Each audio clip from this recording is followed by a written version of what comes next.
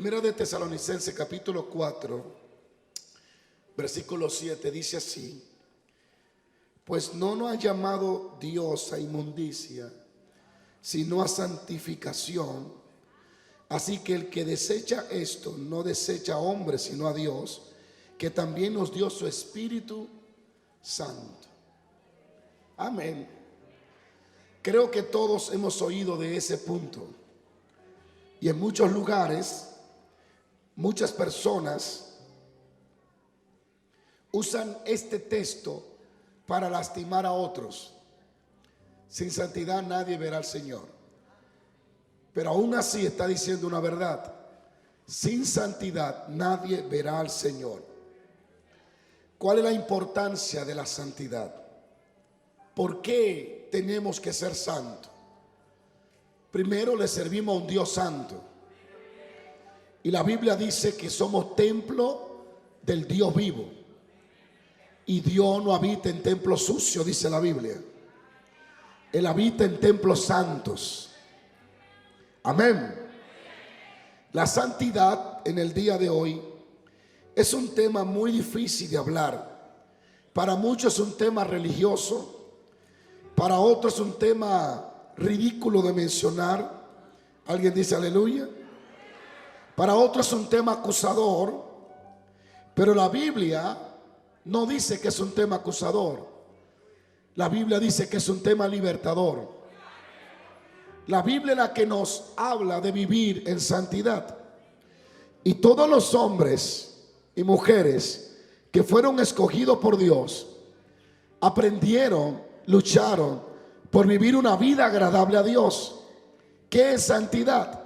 Santidad es estar apartado para una misión, especialmente en Dios. Pero santidad también es vivir una vida fuera de pecado. Eso es santidad. Dios no camina con lo inmundo. Dios no camina con el pecado. Dios no camina con lo injusto. Dios no camina con la mentira. Dios no camina con el robo. Dios no camina con el orgullo. Dios no camina con la vanidad. Dios no camina, vamos a añadirle algo: Dios no camina con vanidoso. Dios no camina con mentiroso. Dios no camina con fornicarios. Dios no camina con adulterio, con adúlteros. Dios camina con santidad y con gente que se esfuerzan para vivir en santo delante de Dios. No por los méritos de ellos, sino por la dependencia de la fuerza de Dios. Porque por nosotros mismos jamás podemos ser santos. No tenemos la capacidad ni la fuerza. Necesitamos al Espíritu de Dios. Por eso la Biblia dice: haced morir las obras de la carne por el Espíritu. Es el Espíritu que nos ayuda. Hay una parte que la hace el Espíritu de Dios. Hay otra parte que la tienes que hacer tú. Cuando Satanás te tienta o viene una tentación de pecado, no es el Espíritu Santo que va a decir no. Eres tú que tienes que decir no. No es el Espíritu Santo que va a tomar la decisión de no pecar. Eres tú que debes de tomar la decisión de no pecar y de no ceder a esa tentación que más adelante será un problema para tu vida. Nuestro primer llamado en este mundo cristiano es vivir en santidad para Dios. Amén. Dios nos llamó a la santidad. Nuestro primer llamado es ser santo. No es ser predicador. Nuestro primer llamado no es ser salmista. Nuestro primer llamado no es tomar la cámara, no es tocar batería, no es ser un adorador. Nuestro primer llamado es ser santo. ¿Por qué? Porque de ahí entonces va a partir Dios a hacer lo que tiene que hacer. Dios no usa lo que a Él no le pertenece. No sé si está aquí. Muchas personas creen que su primer llamado es hacer milagros, que su primer llamado es caerse al piso, hablar en lenguas, que su primer llamado es sentir corrientes. Su primer llamado es decirle no al diablo. Su primer llamado es decirle no al pecado. Su primer llamado es vivir en santidad. Pues sin santidad nadie verá al Señor. Y este es un tema que es tan difícil de predicarlo en un mundo tan moderno, porque la gente tiene tanta libertad de hacer lo que quiera, que se ha llegado a creer que puede vivir como quiera y caminar con Dios. Y Dios ha dejado solo a gente más grande que nosotros y le ha hecho entender que Él no va a pasar por alto el pecado. Por ejemplo, Dios se le aparece a Josué: como estuve con Moisés, estaré con usted. Tú repartirás esta tierra, tú pasarás el Jordán, yo mostraré mi gloria. Pero un día el pueblo hizo algo: tomó un lingote y lo escondió, y eso trajo consecuencias. Dios se apartó del pueblo por el pecado escondido. A Josué lo dejó solo, a su pueblo amado lo dejó solo. El pueblo que vio maná caer del cielo, que vio su gloria, lo dejó solo.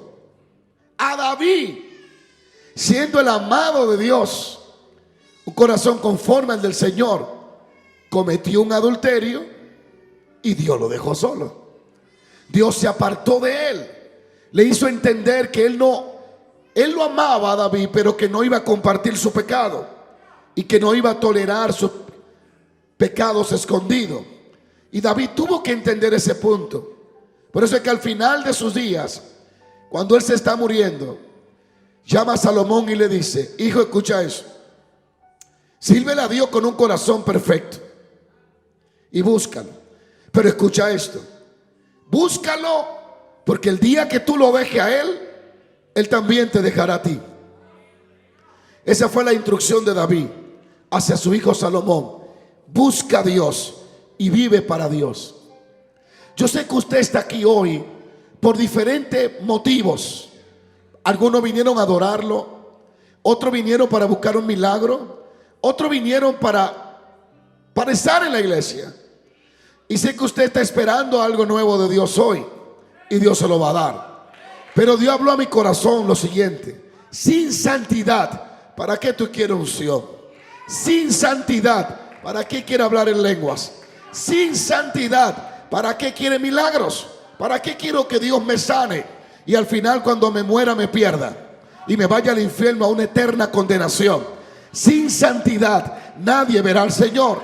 Y la santidad no está excluida de los ministros, ni de los grandes, ni de los profetas, ni de los salmistas. La santidad es para todo, desde el mínimo hermano hasta el más grande, desde el más usado hasta el menos usado. Sin santidad nadie verá a Jehová en esta tierra, nadie. Y mi mensaje no es para hacerte sentir mal. Mi mensaje es para que entiendas que Dios te ama tanto que te está hablando de santidad. Amén. Sin santidad no podemos ver a Dios. La persona, cuando se le habla de pecado, numeran los pecados grandes: adulterio, fornicación, y comienzan a hablar de los pecados mayores. Pero ¿qué hay de la envidia? ¿Qué hay del celo? ¿Sabían ustedes que hay pastores con celo ministerial?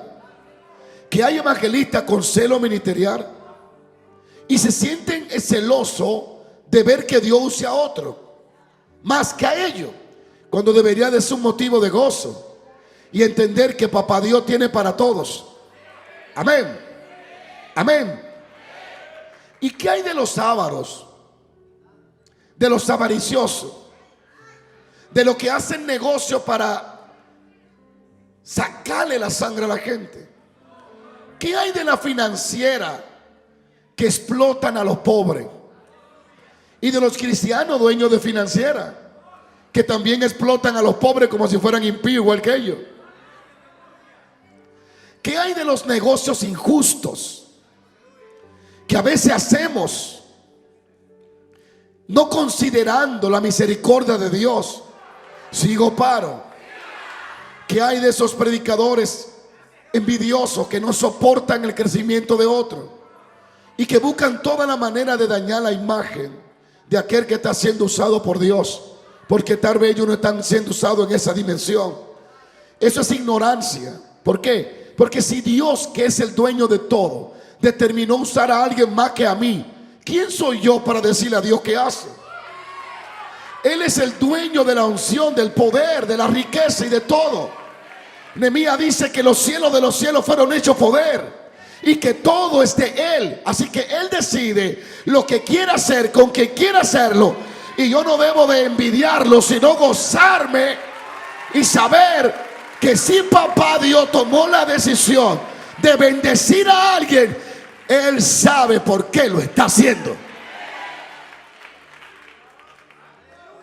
Pueden haber predicadores incluso que levantan argumentos negativos en contra de otros por la envidia. ¿Usted sabe cuántos cristianos hay envidiosos? Más cabello que todo lo que ustedes tienen. ¿Y qué hay de esos ávaros y de esos concilios avariciosos? Concilio que si lo menciono hoy, hasta piedras tirarían y llegarían aquí. Concilios que ya no saben, ya no encuentran banco donde depositar tantos millones de dólares. Conozco uno que tuvieron que congelarle la cuenta porque era demasiado. Y lo grande que conozco pastores de ese concilio pasando hambre en los campos. ¿Qué hay de esos concilios que solo piensan en ellos y no en los demás? ¿Y qué hay de esos pastores divididores de iglesia? Sin santidad nadie verá a Dios. ¿Qué hay de esos pastores que llaman los miembros de otras iglesias para hablarle mal de su pastor y así seducirlo y llevárselo con su ministerio? Sin santidad nadie verá a Dios.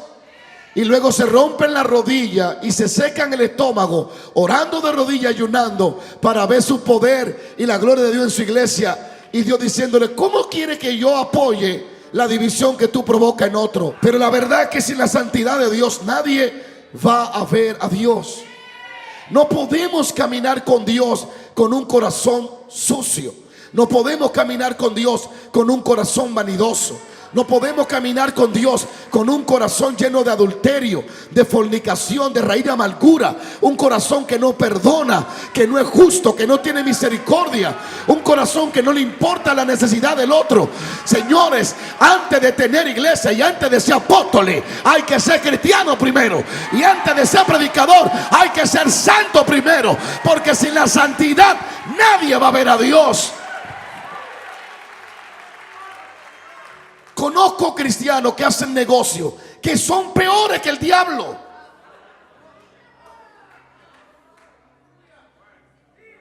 Compran algo en 10 pesos y lo venden en 5,000. Eso es usura. No hay justicia en ese negocio. Y siempre he visto que el que hace eso de una forma u otra, el diablo se lo quita por otro lado. Porque el diablo tendrá acceso a negocios que son usura y que no son justos. Le dan legalidad. Pero cuando eres justo, Dios cuida lo poco, lo mucho que gane. Dios te lo va a multiplicar. ¿Qué hay de los criticones? De esos mismos que nos ven a través de las redes y que son ligeros para usar sus dedos y escribir cosas horribles en contra de aquellos que están predicando. No podemos ver a Dios sin santidad. No podremos caminar con Dios sin santidad. Estamos llamados a vivir en santidad. Alguien diga aleluya. Efesios capítulo 1 verso 4 dice eso. Dice esto: según nos escogió en Él antes de la fundación del mundo, para que fuésemos santos y sin mancha delante de Él. Dios nos escogió para vivir en santidad. Un templo limpio y santo es un templo que será lleno de la presencia de Dios. Una vida santa es una vida elegible y disponible para ser usada por Dios y llenada por Dios. Dios no va a morar en templo sucio. Suena tan feo mi mensaje porque la gente está tan acostumbrada a las palabras lindas que ya rechazan la palabra de corrección y de confrontamiento. Todos anhelan y necesitan oír que Dios los va a bendecir. Pero yo prefiero que primero me tuerce el camino y me enderece el corazón, yo prefiero quedarme sin casa y sin carro, pero quedarme con Dios. Yo prefiero quedarme sin dinero, sin ninguna bendición económica, pero quedarme con Dios. Que cuando yo me acueste en paz, yo sepa que si ese día la muerte me visita, no hay ningún temor, ni tengo que despertar para pedirle perdón a Dios antes de morirme, sino que yo duerma y despierte con una vida en paz, sabiendo que agrado a Dios. Dios es tan misericordioso, pero tan misericordioso que yo no lo voy a lograr entender. Yo he visto cristianos que han vivido su vida como quieren, y Dios es tan misericordioso que le ha permitido un cáncer para poderlo salvar, y lo tira ahí 6 meses, y tú dirás: ay, que Dios tan malo y no lo sana. No, lo está salvando, porque si lo había mandado a buscar con un accidente, de repente lo pierde. Por eso le permitió un cáncer por 6 meses, para que perdone a Petronila, para que le pida perdón a fulano, para que se arrepienta de la crítica y lo procese. Y cuando está listo, dice: ángel, tráemelo, que ya lo salvo, ya lo santifiqué, ya me lo voy a llevar, ya me pertenece. Alabado sea Dios. ¿Hay alguien que alaba a Dios? Dios nos escogió. Yo quiero que entienda esto: Dios nos escogió. Nosotros no escogimos a Dios, fuimos escogidos por Dios. Y yo quiero que tú entiendas ese punto. Aunque tú no estés en el éxito que quieres, aunque no estés en lo máximo de tu vida, tienes algo maravilloso. Dios te escogió. Y dice que nos escogió antes de la fundación del mundo. Antes que existiera estrella, ya Dios tenía un propósito con usted. Usted no está aquí por la suerte, usted fue escogido por Dios. Y nos escogió para que fuéramos santos. No hablo de esos cuadros de prenderle vela, que no son santos, son cuadros. Los verdaderos santos son los que viven según la voluntad de Dios. Esos son los santos. Antes que tú seas grande, sé santo. Antes que sea ungido, sé santo. Sin santidad nadie verá al Señor. Ofendemos tan fácilmente y perdemos tan fácilmente la presencia de Dios, porque la presencia de Dios es santa. Santa. Muy santa. Y estamos llenos de cristianos que, por cierto, no llegaron hoy. Alguno avaricioso, otro envidioso, otro mentiroso, otro malicioso. ¿Y qué hay de los celosos? De esas mujeres egoístas que permiten que sus sentimientos se interpongan antes de ver al hombre de Dios hacer algo a favor de otra persona. ¿Qué hay de esa celosa malintencionada que todo lo distorsionan sin ni siquiera tener prueba? Quieren la unción, bueno. ¿Y qué hay de los hombres celosos que ni siquiera la mujer puede venir a la iglesia, porque creen que la mujer se va a acostar con todos los hermanos? Porque usted cree que los hermanos andan rabiosos, que no saben que hay mujeres existentes en el mundo. ¿Qué hay de esos hombres que sus celos lo ha llevado a traer maldición a su casa? Y de esas mujeres, la Biblia dice que no podemos ser celosos. Quite de vosotros todo celo, dice la palabra de Dios. Sin santidad nadie verá a Dios. Mira lo que dice Primera de Tesalonicenses capítulo 4 verso 7. Pues Dios nos ha llamado, Dios no nos ha llamado a inmundicia, sino a santificación. Así que el que desecha esto, desecha a Dios. El que quiere vivir una vida sin santidad, desecha a Dios. El que quiere vivir una vida según sus deseos, desecha a Dios. Pero el que quiere vivir la vida en santidad, recibe a Dios. Porque Él nos ha dado el Espíritu Santo. El Espíritu de Dios no mora, ni llena, ni se mueve en casas sucias. Él se mueve, llena y usa templos limpios. Hace unos 7, 8 meses atrás, mi esposa tuvo que viajar a Nueva por unos días y yo me quedé solo con los niños y con mi suegra. Gracias a Dios que no se llevó la suegra, porque ahí sí que la cosa se pone seria. Iba a tener que gastar mucho dinero en restaurantes todos los días. Pero en esos días yo comencé a leer un libro y comencé a leerlo sobre el Espíritu de Dios y comencé a conocer áreas que yo no conocía del Espíritu de Dios, profundidades. Y en esos días la unción comenzó a visitarme de forma muy profunda. Había noches que la presencia de Dios estaba tan bajita que la podía tocar. El cuarto se llenaba de la presencia de Dios de una forma tangible, palpable, real. Se podía percibir.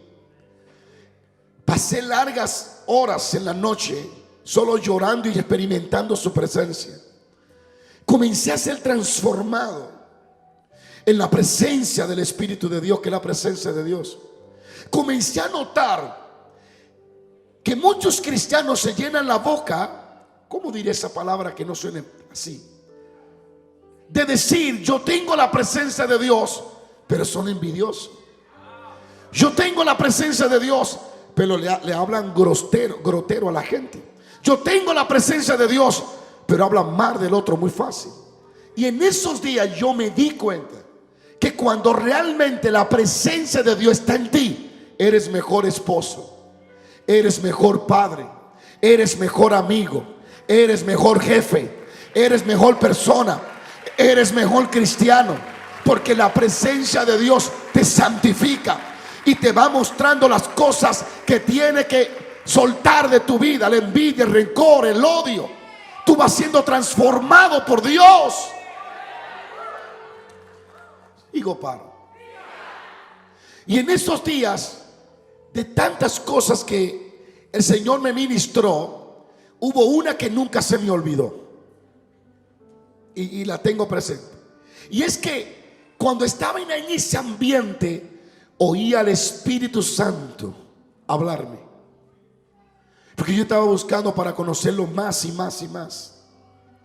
Y yo escuché al Espíritu Santo que me dijo estas palabras. No me dijo muchas cosas, solo eso.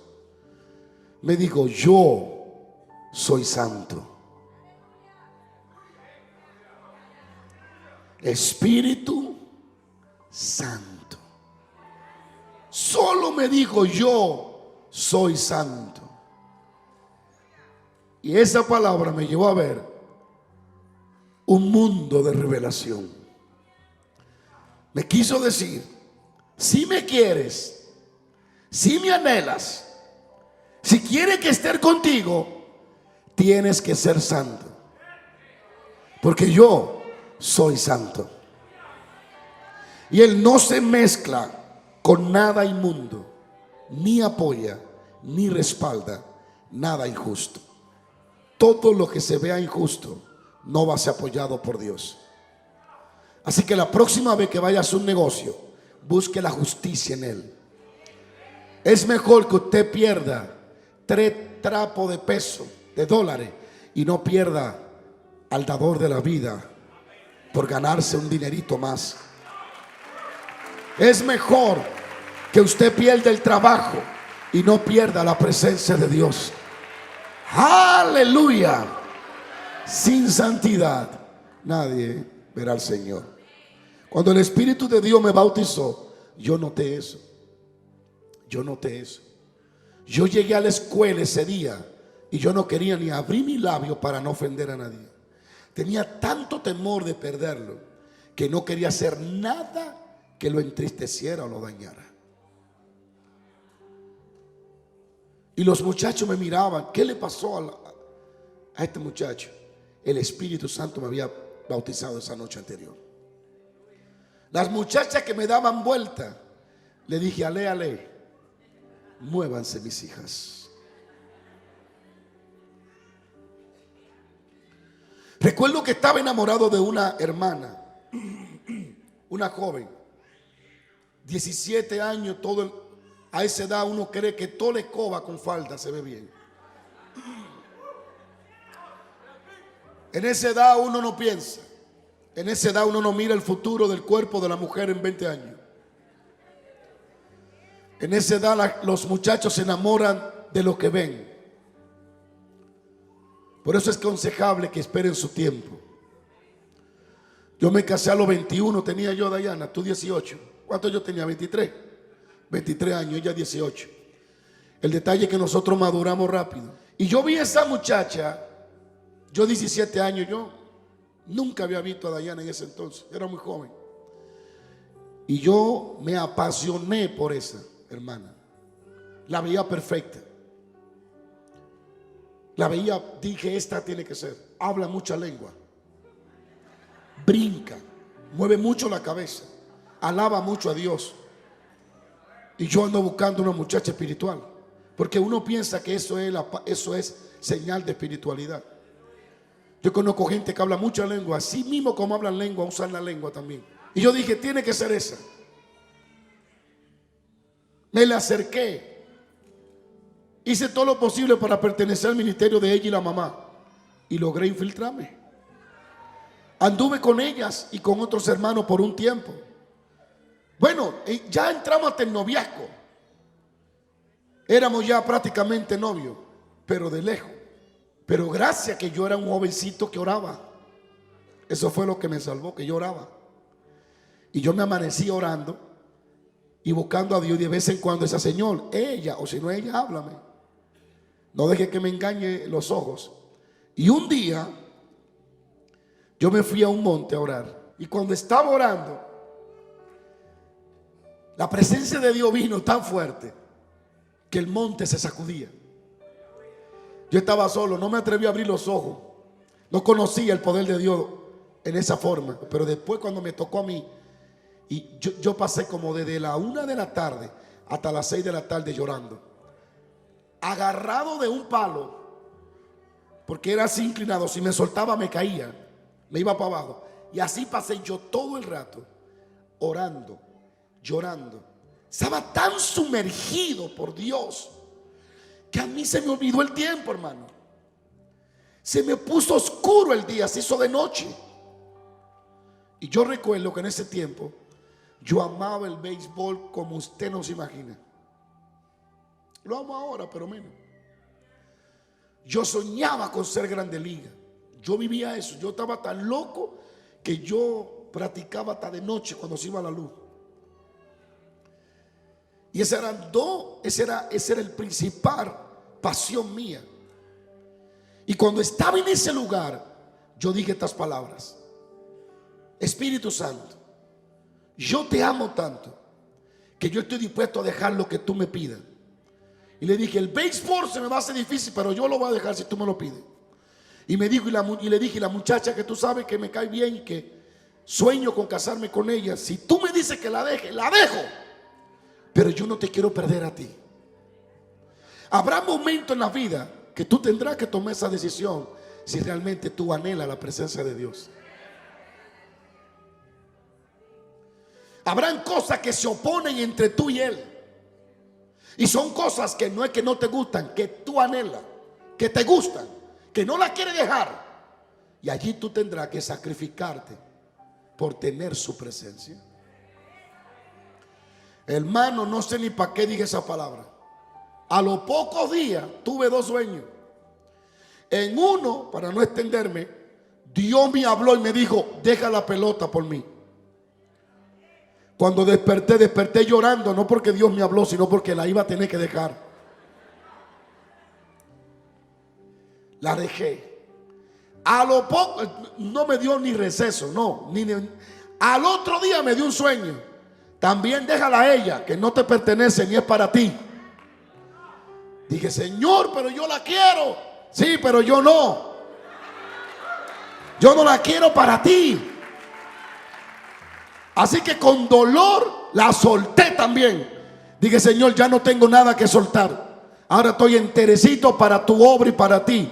Y ahí fue que comenzó Dios a ungirme más mayor, a bendecirme en otras dimensiones. Entonces es mejor perder cosas, pero no perder la presencia de Dios. Y quise dejarle esto porque entiendo por el Espíritu que el Espíritu de Dios, mientras yo he estado predicando en estos minutos, te ha estado memorizando cosas que desde hoy tiene que romper con ellas. Hábitos que tiene que romper con ellos. Cosas que no le agradan a Dios en tu vida y que Dios dice, suéltala.